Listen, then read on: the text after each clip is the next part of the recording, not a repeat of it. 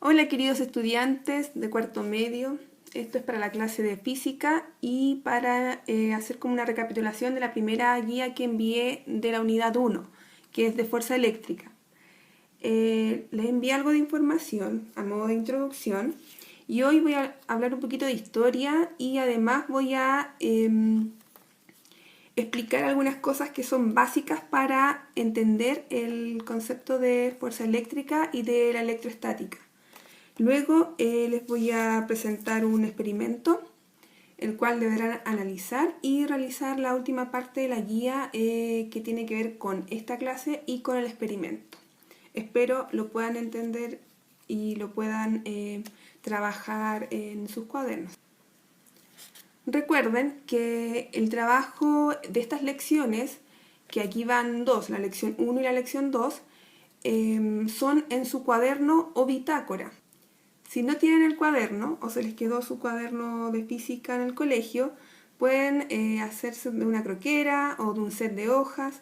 La idea es que puedan ir tomando apuntes y haciendo las actividades ahí, en esa especie de borrador o en esa especie de bitácora.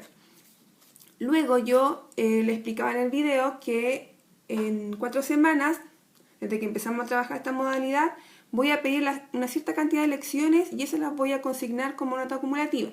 Por tanto, no importa en qué momento hace esta lección, sí me va a importar que cuando yo les pida la cierta cantidad de lecciones, usted las tenga y me las envíe como fotografías a mi correo.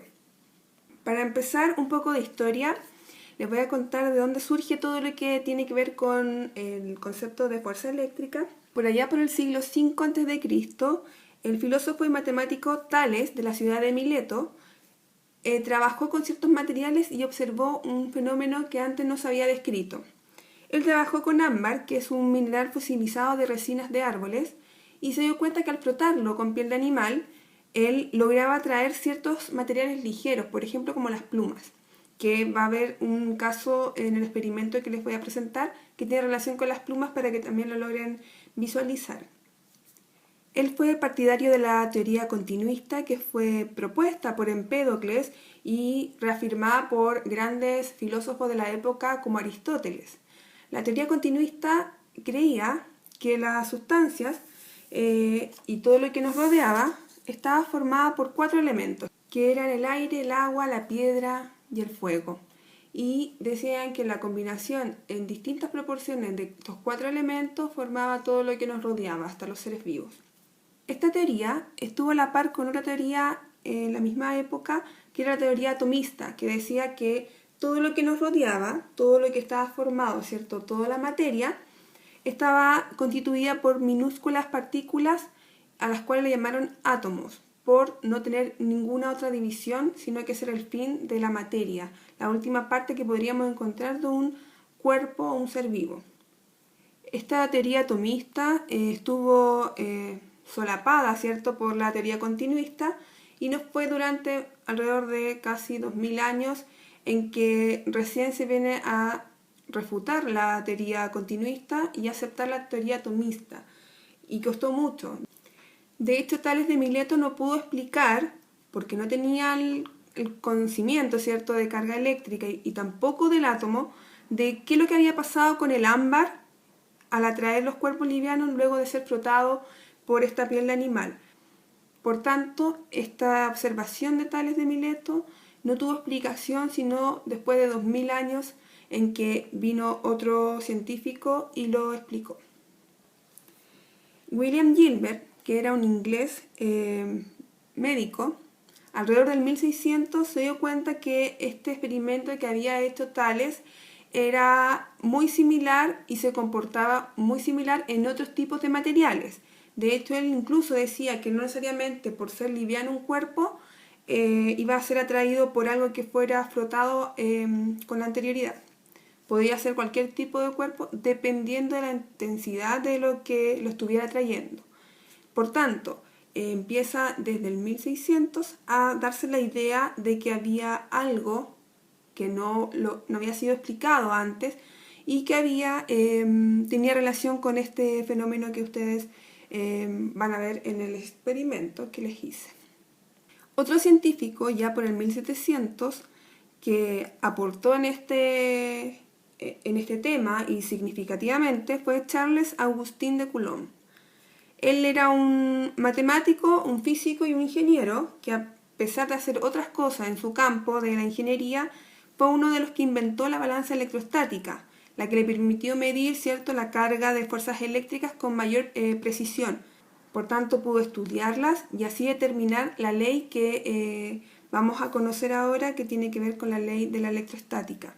Y además, la unidad de carga eléctrica se llama Coulomb en honor a él y se simboliza con una C mayúscula. Y la vamos a ocupar nosotros más adelante cuando entremos de lleno en la parte más bien matemática. Ahora bien, no fueron solamente estos científicos los encargados de explicar el fenómeno. Se tuvo que recurrir a un concepto muy básico de la química que tiene que ver con el átomo y principalmente con las cargas negativas del átomo. Vamos a explicar un poco y recapitular las partes del átomo. Este es un esquema representativo, el átomo no es así, solamente para explicar las partes de él. Tenemos un núcleo, ¿cierto? Una parte central que es positiva, ya que en ella encontramos los protones, que tienen carga positiva, y las partículas que no tienen carga porque están equiparadas, que se llaman neutrones. Por tanto, estas dos partículas se llaman nucleones por estar en el núcleo. Alrededor, girando y manteniéndose unidos a este núcleo positivo, están las cargas negativas. Y esas cargas negativas se las da el electrón. El electrón posee una masa mucho más pequeña que el protón, si se fijan, pero poseen la misma cantidad de carga eléctrica en sentido contrario. Por tanto, para que un átomo sea estable, necesita tener las mismas cantidades de partículas negativas que de positivas. Independiente de la masa que tengan, como tienen la misma carga, si yo tengo 20 protones, para que quede eléctricamente estable, necesitaría 20 electrones. Y así se compensa y así se queda un átomo en forma neutra, que por lo general suele estar en la naturaleza así, en forma neutra. Ahora bien, para entender el concepto de carga eléctrica, yo tengo que entender de que esto se genera por pérdida o ganancia de electrones en un átomo. ¿Y por qué los electrones? Porque son los que están orbitando y son más fáciles de sacar de este átomo. Es difícil bombardear el núcleo atómico y desprenderlo, por tanto, para hacer una carga, en este caso positiva, voy a entrar a jugar con los electrones y no con las cargas positivas que están en el núcleo. Por tanto, si yo quiero formar una carga que sea positiva, o sea, un átomo positivo, que en realidad es un ión, conocido como catión, tengo que jugar con estos electrones y para poder hacer que este neutro pase a ser un ión positivo, voy a tener que quitarle uno negativo para compensar la carga. Si yo le quitara ese electrón se fuera, teniendo los mismos 10 protones en el núcleo, ahora voy a tener un electrón menos, o sea, 9. Por tanto, las cargas positivas versus las cargas negativas van a ganar en una unidad, por tanto va a quedar positivo. Por otra parte, si yo tuviera un átomo neutro, en este caso tiene 9 protones en su núcleo y 9 electrones en sus orbitales, la forma en que yo puedo hacer que este átomo que está neutro pase a ser un átomo negativo, o sea que tenga carga negativa, o sea que sea un ión conocido como anión, es entregarle un electrón desde otro átomo y alojarlo en las primeras capas que están más externas de este átomo.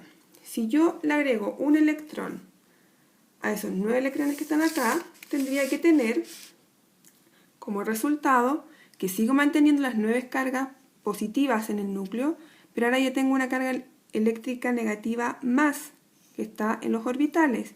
Por tanto, aquí le gana en una unidad los electrones a los protones, por eso este queda negativo.